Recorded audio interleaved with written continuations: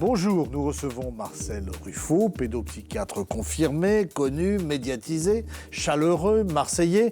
Je crois que vous avez même recréé une clinique. Vous étiez avant dans le domaine hospitalier. Vous avez recréé une clinique. Oui, je suis incurable. C'est-à-dire que je crois qu'on soigne bien les gens aussi en les hospitalisant.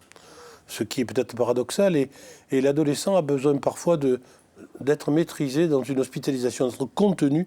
L'hôpital soigne, quoi. On dit qu'il y a un rapport là assez inquiétant sur la psychiatrie qui vient de sortir, sur le délabrement de la psychiatrie en France, qui dit que les centres médico-psychologiques, il y en a un peu partout, sont débordés.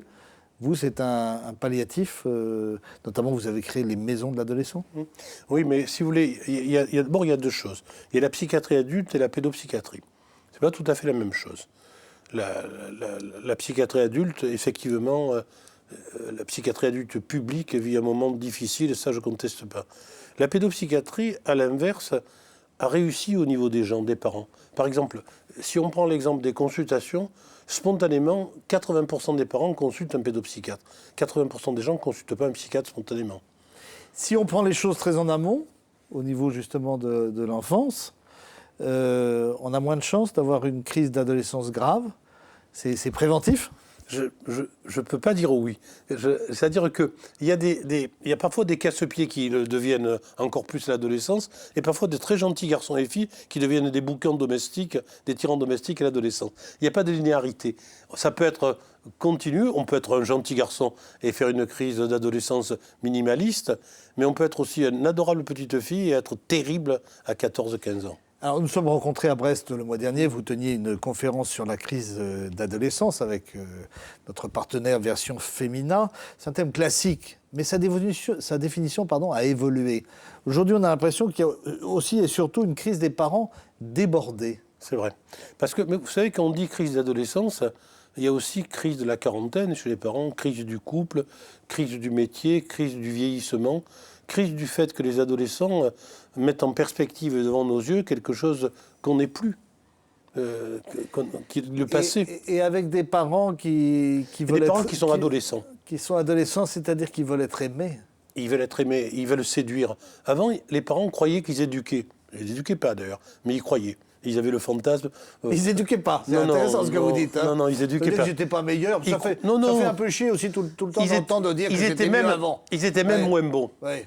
Ils étaient même moins démocrates. Ouais. Mais la démocratie, qui est le système idéal, a aussi des inconvénients, c'est-à-dire la réalisation de problématiques et d'expressions difficiles. C'est ça, la démocratie. Alors, il y a quand même un fait, c'est que la crise d'adolescence, elle s'allonge. Elle commence de plus en plus tôt, vers 10-11 ans, et ça peut aller jusqu'à 20 ans. Il y a même parfois des gosses en CM1 qui disent « Fais gaffe, je suis un préadolescent. Quand je les vois en consultation, je tremble. » Vous voyez un truc.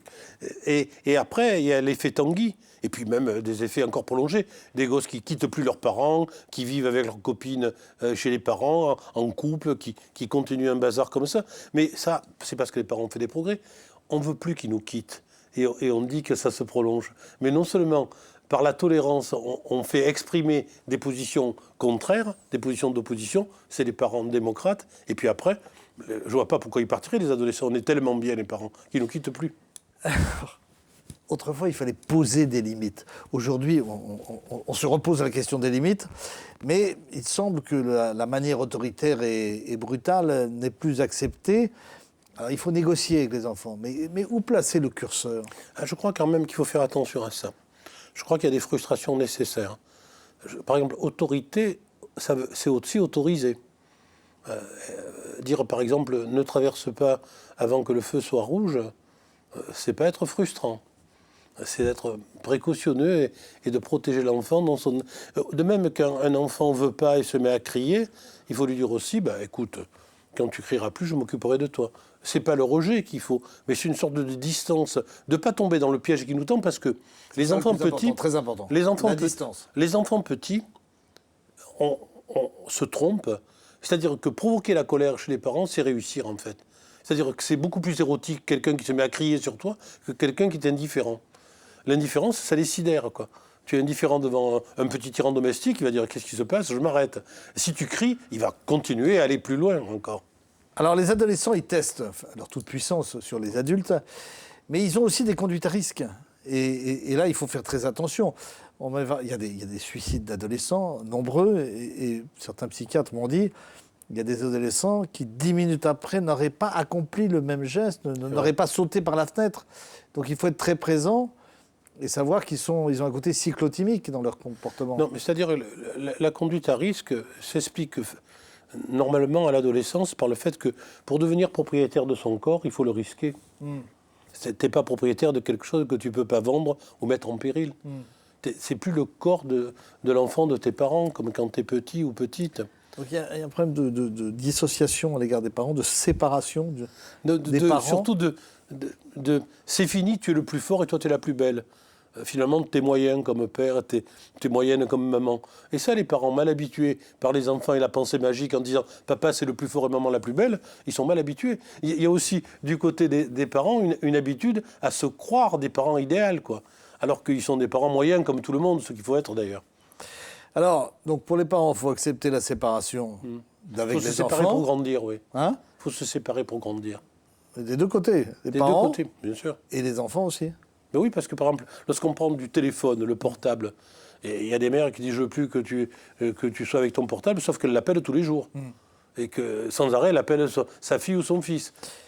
Il y a le problème de la sexualité. Donc c'est une période de découverte, l'adolescence, mais qui est polluée aujourd'hui par les images pornographiques. C'est la seule représentation qu'ils ont de l'amour, finalement. Alors, oui et non. Seule, oui et non, parce que oui, la pornographie sur la toile est un désastre, ça, c'est une évidence. Mais par exemple, ils sont exposés à ça, parce que tu ne peux pas maîtriser ce flux d'images pornographiques qui existe sur la toile. Mais en même temps, je crois que les enfants qui vont bien vont relativiser. Par exemple, honnêtement, le premier baiser, c'est plus important qu'une image pornographique. Le premier baiser, si j'évoque ça, et les gens qui nous écoutent, si je leur demande, pensez à votre premier baiser et pensez à votre première relation sexuelle, qui est moyenne en général. Par contre, le premier baiser, c'est un moment extraordinaire d'altérité.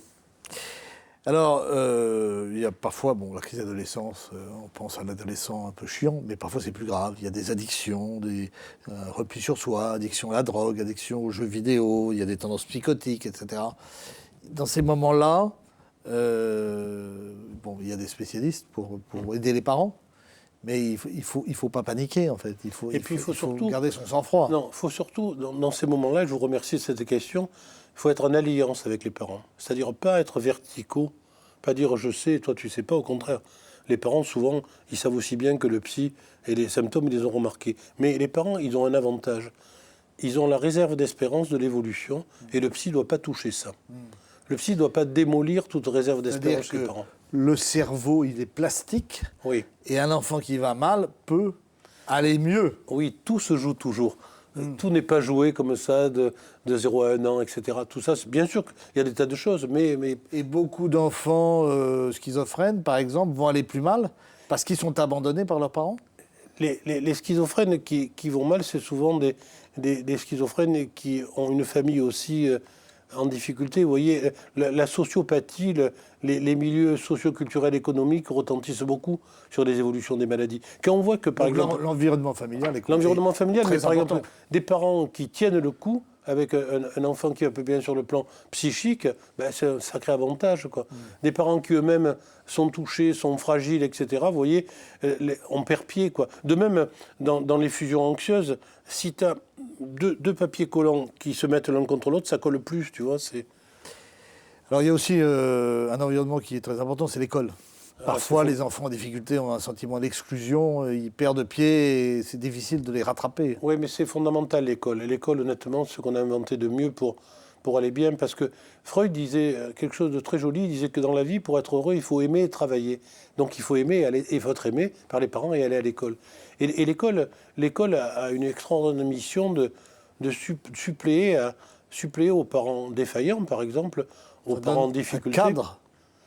Non seulement, parce que quand même, quand tu as des enfants terribles à la maison et que tu vois qu'ils sont 28 à l'école maternelle et qu'ils sont peinards dans la cour de récré, ça te pose question quand même. Puisqu'ils sont terribles à domicile et là, dès qu'ils arrivent à l'école, paf, ils écoutent avec les ATSEM, avec la professeure des écoles, etc. Non, l'école c'est l'avenir du confort psychique de l'enfant par le fait que découvrir et apprendre et comprendre, ça permet d'aller mieux, quoi.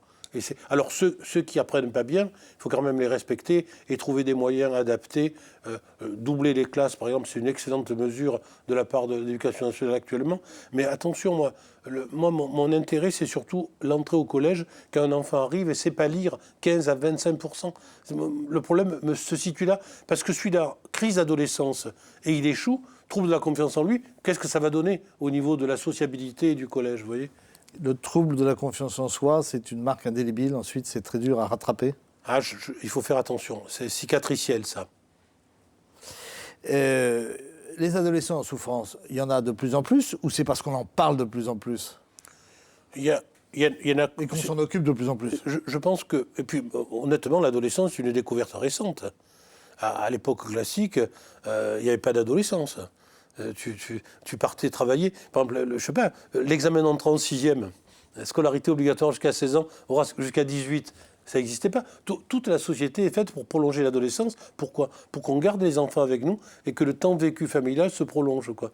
Les enfants, ça nous rend service. Hein. Ça sert aux parents d'avoir des enfants. Hein. Et puis on est quand même dans une société où on veut tout de suite, où il y a un refus de la frustration.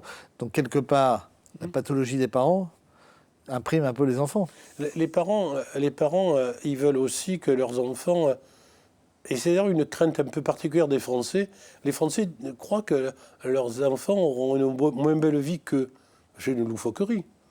Il faut laisser faire les ados et les jeunes pour créer l'avenir. Qu'est-ce que c'est ce pessimisme incroyable que des les Français adultes projettent sur leurs enfants? Ils disent tu n'auras pas la même belle vie que moi. Mais pourquoi? Au contraire. Je pense on enjolive le passé. La nostalgie, c'est vivement demain que je regrette. Ça, c'est sûr. C'est une pathologie grave. Vous avez créé la Maison de Solène, vous avez créé aussi le concept de Maison des adolescents. Il y en a une centaine aujourd'hui, c'est quelque chose ça commence à devenir très important. Et surtout, c'est un espace intermédiaire qui est soins gratuits, donc à proximité dans les villes, où les adolescents peuvent consulter seuls ou amener des copains pour consulter. Et dans une maison d'adolescents dont je m'occupe à Toulon actuellement, qui est récente, on a même les jeunes adultes de prépa à côté qui viennent pouvoir consulter pour un soin psychique, une psychothérapie, etc. Et ça marche à merveille. Donc vous voyez, là encore, on élargit l'âge. C'est pas jusqu'à 18 ans. J'ai envie de dire qu'on va jusqu'à 23, 24, 25 ans, quoi. Donc on a beaucoup à apprendre des adolescents, mais on a aussi beaucoup de choses à leur apprendre. Ce que vous dites, c'est Proust qui l'a dit. Marcel Proust a dit que l'adolescence, c'est le seul moment où on apprend quelque chose. Marcel Ruffo, je vous remercie. Bonne chance pour votre tournée de conférences. Je crois que vous en êtes à la 45e. Et on se retrouve la semaine prochaine avec un nouvel invité sur TBO et TB Sud. À très vite.